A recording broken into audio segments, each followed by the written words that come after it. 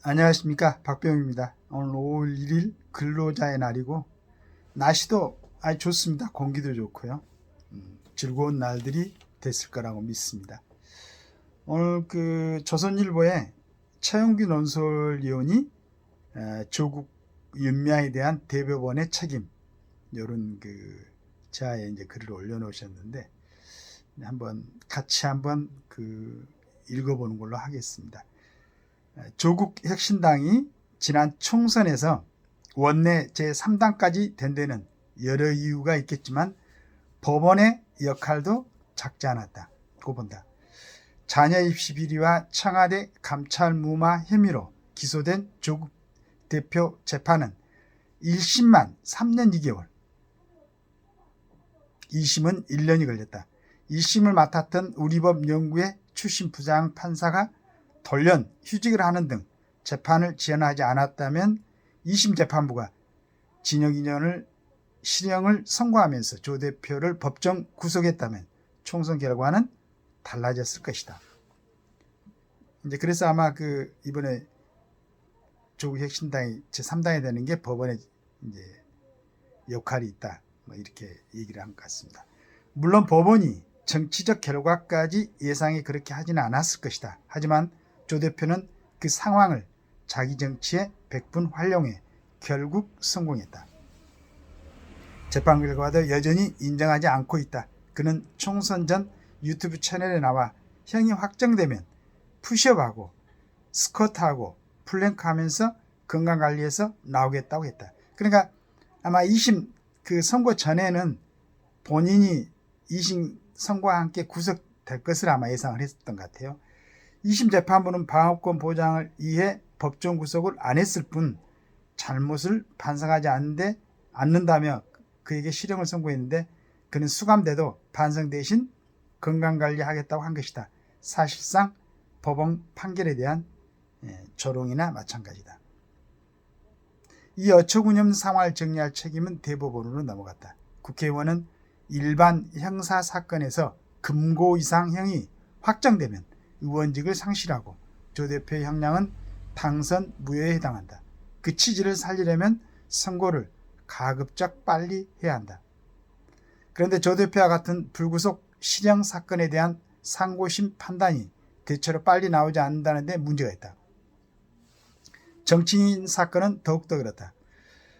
불법 정치자금 9억 원을 받은 혐의로 기소됐던 한명숙 전 총리가 대표적인 인물이다. 역시 2심에서 징역 2년을 선고받았지만 법정 구속은 안 됐는데 그 형량을 그대로 확정한 대법원 판결은 2심 선고 후 그 2년이 지나서야 나왔다. 피고인이 구속된 사건은 1심 6개월, 2심 8개월, 3심 8개월 등으로 구속기간 제한이 있어 대부분 재판을 신속하게 진행한다. 그런데 불구속 실형 사건에 그런 제한이 없어 선고가 늦어지는 경향이 생기는 것이다. 하지만 불구속 실형의 취지가 그 상태로 몇 년씩 놔두자는 것은 분명 아니다. 제때 정의를 실현하려면 적어도 구속 사건에 준해 최대한 신속하게 선고해야 한다고 법조계 인사들은 말한다. 근데 이제 법조계 인사들이 말하는 이런 상식적인 얘기가 지금 지켜져야 되는데 그런 게 아마 지켜지지 않고 있는 것 같습니다. 피고인 입장에서도 신속하게 확정 판결이 나와야 언제 실형이 집행될지 몰라 불안해하는 상황이 있어 빨리 벗어날 수 있다는 것이다. 그것은 그 사건이 무죄라고 해도 다를 게 없다. 이 정말 맞는 얘기죠. 참 지금 우리가 보고 있는 정치인들의 어떤 재판 진행 상황은 상식적으로 이해가 되지 않는 특이한 상황인 거죠. 실형은 아니지만 당선 무효형이 선고된 사건도 마찬가지다. 위안부 피해 할머니들을 위한 후원금을 빼돌린 혐의 등으로 기소된 윤미향 의원의 경우 작년 9월 2심에서 징역형의 집행유예가 선고됐지만 7개월이 지난 지금도 대법원의 판결이 나오지 않고 있다. 당선 무효형인데 판결이 늦어지면서 4년 임기를 다 채울 판이다. 조 대표 아들에게 허위 인턴 확인서를 써준 민주당 최강욱 전 의원도 2심에서 당선 무효형인 징역형의 집행유예가 선고됐지만 대법원 판결이 나오기까지 1년 3개월이 걸렸다. 단순한 사건이었는데 이렇게 기간이 오래 걸렸다. 결국 그는 4년 임기 중 3년 4개월이나 쳤다. 이것을 정의라고 할 수는 없을 것이다. 대법원이 로 올라가는 재판이 너무 많은가요? 그러나 대법원이 그 역할을 실제로 좀 방기하고 있는 것인가요? 아까 얘기한 대로 어떤 그 재판 기간이 정해진 것 같은데 그걸 갖다 대법원에서 왜 이렇게 끌었는지 모르겠어요. 이런 일이 조대포 사건에서 반복돼서는 안 된다. 일각에서는 오늘 8월 대법관 3명이 퇴임하는 상황이 변수가 될 수 있다는 말도 나온다. 후임 대법관 임명엔 국회 동의가 필요하기 때문에 대법원이 거대 야당 눈치 보느라 조국, 윤명 두 사람에 대한 선고를 늦출 수 있다는 것이다. 아닐 거라고 믿지만 만약 그런 일이 벌어지면 대법원은 최고 사법기관이란 간판을 내려야 한다. 우리 최영근 논술위원님 가감하게 얘기를 한 것 같습니다.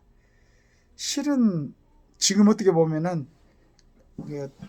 그러한 재판의 정확성이라든가 이제 이런 재판 과정에서 억울한 일이 없게 만드는 최종적으로 그러한 역할을 해야 되는 대법원이 오히려 국가 전체에 대한